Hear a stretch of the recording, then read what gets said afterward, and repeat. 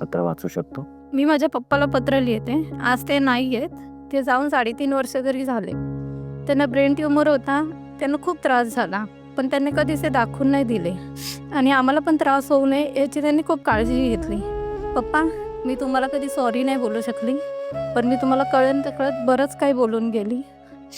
आज ती वेळ आली आहे. तुम्ही नाही आहेत, पण तुम्हाला खरंच सॉरी. एक अशी गोष्ट झाली होती जी पप्पा तुम्ही माझ्यासाठी खूप चांगली केली. त्यातून मी बरंच काही शिकली. फर्स्ट टाईम मी फेल झालेली तेव्हा तुम्हीच मला धीर सोडू नको असं बोलून एक सोन्याची गोष्ट दिली आणि मला सांगितलं की कधीच मागे फिरू नकोस, आयुष्यात पुढे जात राहा, आयुष्यात प्रयत्न करत राहा, हार मानू नकोस.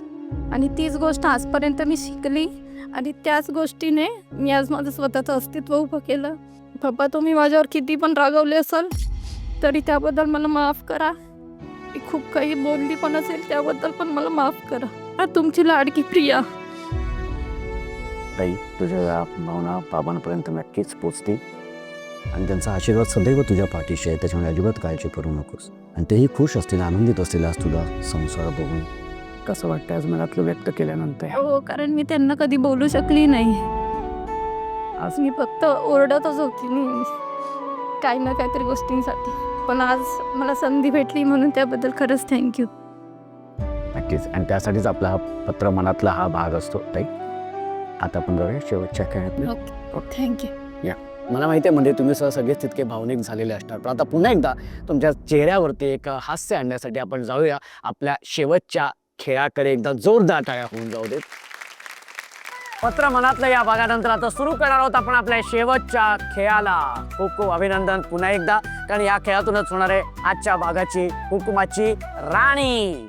कसं वाटते ताई? खूप छान वाटतंय, शेवटच्या खेळापर्यंत आलेली आहेस, म्हणूनच खूप छान वाटते. असं वाटतंय कधी एकदा तो क्राऊन असा डोक्यावरती परिधान केला जातोय? खूप असं वाटतंय, पण आता माहित नाही की होईल की नाही ते. नाही, आता शेवटच्या खेळापर्यंत आले असतो व्हायचं.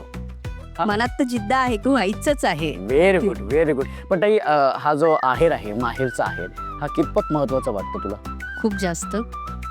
काय कारण आहे त्यामागचं? मला आई नाहीये, म्हणजे 10 वर्ष झाली माझी आई या जगात नाहीये.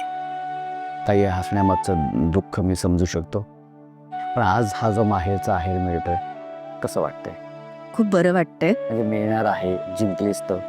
जिंकली तर खूपच छान वाटेल मला, पण ती जर आता असती ना बघायला तर खूप जास्त आनंद झाला असता. नक्कीच, नक्कीच.